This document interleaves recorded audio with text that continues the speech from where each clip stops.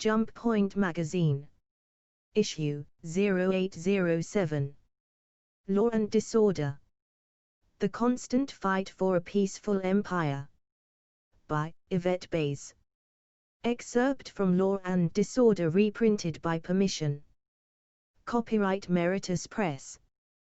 Chapter 7, Calming the Crossroads of Crime. The events surrounding Keller's Run shocked the empire and embarrassed the advocacy. The inability of the UAE's top law enforcement agency to stop one criminal from wreaking havoc across 5 systems transformed them into a punchline overnight. Vids of the dramatic chase flooded Spectrum.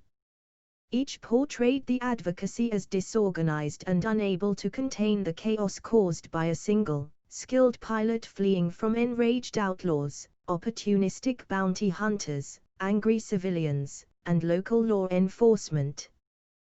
The following day, Advocacy Director Renzo Belenga met with Imperator Michael Sheridan and offered his resignation. Imperator Sheridan wasted no time in asking, "Do you want to be remembered as the director who let this happen, or the one who fixed it?" Bolstered by the Imperator's call to action, Director Belenga instituted sweeping reforms that would affect the agency and the empire. He restructured existing operation teams by isolating and removing agents that weren't effective in the field, raised the advocacy's enrollment standards, increased annual training requirements for all agents, established inter-system exercises, and more. Belenga also had an extensive discussion with the Imperator about Nexus, the figurative and literal center of Keller's Run. Following this discussion and others within the government, the UAE officially reclaimed Nexus in 2931 in an attempt to break up the cluster of unclaimed systems. Experts would ultimately credit these initiatives with positively reforming the advocacy, but many of the practical effects would take time to manifest. Meanwhile, crime rates continued to rise through 2932 and 2933, with Nexus seeing one of the most significant spikes in illegal activity.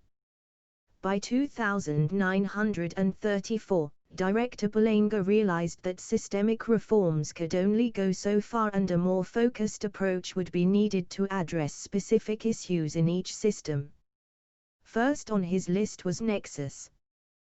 Without any fanfare, he visited the system, met with Section Chief Elisa Mowry, and requested a tour. SC Mowry quickly assembled a small team for protection and took Director Belenga on a safe tour of the system. 10 minutes into it he told me to cut the shit and show him what's really going on, recalled SC Mowry, so I took him to Nexus 3. Once he saw how entrenched gangs were in old mining sites and underground facilities, he understood that more agents and better equipment weren't going to fix this. Thus began an open and honest conversation between Director Belenga and SC Mowry about how to bring law and order to the system. While the rise in crime rate statistics could be attributed in part to additional advocacy field agents logging more arrests and incident reports, SC Mowry believed that these low-level arrests were actually serving to increase syndicate activity. With the majority of arrests being unaffiliated or low-level operators, small and medium-sized outlaw packs either consolidated or integrated themselves into bigger syndicates that could promise protection in numbers. One advocacy source even claimed the Supreme, one of Nexus 3's most notorious gangs, had almost doubled in size since 2932. I told the director that we should enforce UAE laws, but do so strategically by targeting and focusing attention on prominent syndicates one by one. I figured that concentrating resources would be more effective and hopefully spread the word that the advocacy meant business once it set its sights on you, recalled SC Mowry. Director Belenga agreed with the approach and extended his stay in Nexus to strategize. He considered several plans before deciding the Supreme's expanding influence made their headquarters on Nexus 3 a prime target for such a statement strike. Resources and agents from other systems made their way to Nexus and, in the early hours of the 24th of July, 2934, launched with a search warrant listing a litany of crimes allegedly carried out by members of the syndicate. No one expected the Supreme to surrender quietly. With Director Belanga back at Advocacy headquarters, SC Mori oversaw the operation from a command ship in orbit above Nexus 3. Advocacy Tactical Team Leader Terence Kemp snuck an advance team into the Supreme base to disable the facility's anti-aircraft turrets. After achieving their objective, they were discovered and engaged in a fierce firefight. Their success allowed Advocacy dropships to deploy more agents, as the Supreme rallied forces and mounted a vigorous defense. Meanwhile, Advocacy ships quickly abandoned their plan to attack the radar tower after the rapid arrival of Supreme ships and the deployment of an unexpected and extremely deadly weapon, an old orbital mining laser modified to defend the base. Inside the facility, Advocacy agents slowly made their way through the darkened halls, running into resistance around every corner. The still active radar tower allowed Supreme forces to skillfully coordinate their response and control the weaponized mining laser.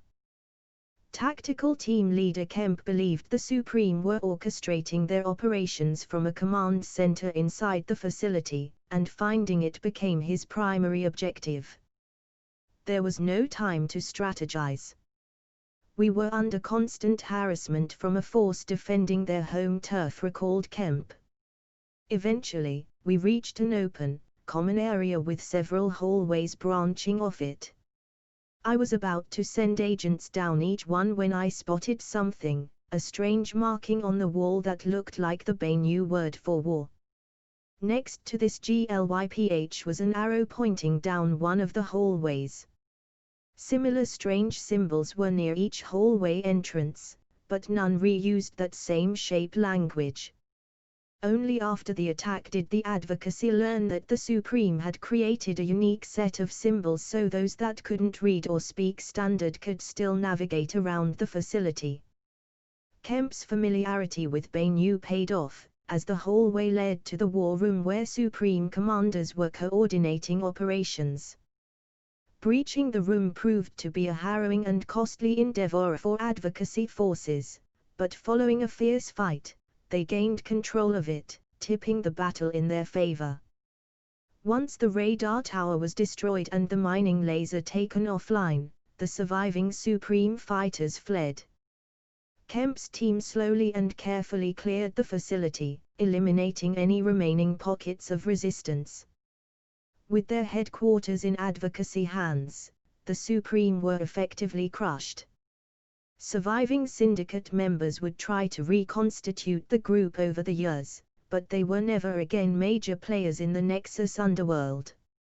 Although Director Belanga was happy with the outcome, he was concerned about the high number of casualties. Still, he instructed SC Mori to capitalize on this momentum and continue to clear out outlaws entrenched on Nexus 3.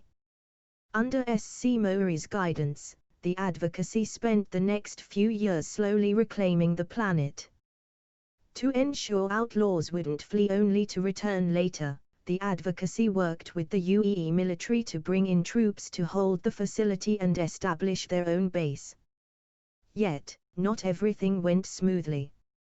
In 2935, outlaws displaced by the UEE's retaking of Nexus 3 perpetrated the horrific Waza massacre at Op Station Demian. The event shocked the Empire and hardened the Advocacy's resolve to bring law and order to the system. SC Mori's stewardship of the initiative earned her a promotion to Deputy Assistant Director and paved the way for her replacement, Section Chief Consuelo Ivieri, to reclaim Nexus 4. Then politics intervened when scrutiny from a Senate subcommittee revealed how many credits were spent and Advocacy officers lost in reclaiming Nexus 3. Senators questioned what was gained besides aging bases on an abandoned and resourceless planet and threatened to cut the advocacy's budget if a similar brute force approach was taken on Nexus 4. Already under fire for the Skycap scandal where 20 of the agency's Avenger Titan renegades disappeared only to end up in outlaw hands, Director Belanger acquiesced to political pressure and stopped the plan to retake Nexus 4. The failure to be able to fully secure Nexus 4 has resulted in the system's strange security situation. Nexus 3 is accessible to military personnel only, while Nexus 4 still has a strong outlaw presence and remains one of the more dangerous planets in the UEE. For some, the UEE's attempt to calm the crossroads of crime exemplifies its struggle to bring law and order to the Empire. Once one hotspot is stamped out, another immediately flares up. End excerpt.